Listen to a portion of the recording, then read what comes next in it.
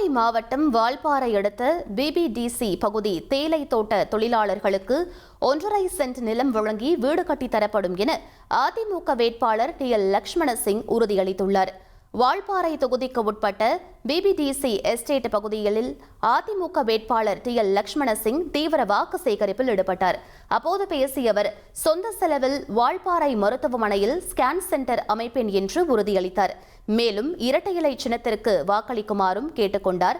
இந்த பிரச்சாரத்தில் ஏராளமான தொழிலாளர்கள் கலந்து கொண்டது குறிப்பிடத்தக்கது. நமது சின்னம் மறந்துடாதுங்க.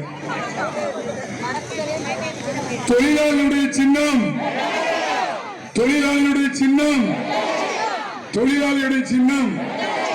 இத மனசுல வச்சு நீங்க யாரு என்ன கொடுத்தாலும் நீங்க புரட்சி தலைவர் எம்ஜிஆருடைய ஆட்சி, புரட்சி தலைவி அம்மாவுடைய ஆட்சி, புரட்சி தமிழர் எடப்பாடியாருடைய ஆட்சியை மீண்டும் கொண்டு வரணும்.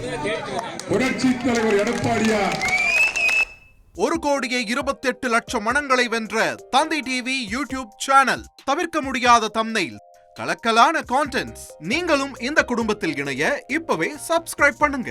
அசுரபலம் கொண்ட எங்கள் டிஜிட்டல் கரங்களில் உங்கள் விளம்பரங்களை சேர்க்க வாட்ஸ்அப் பண்ணுங்க. 8939888838. Email advtthanditv@dttv.in.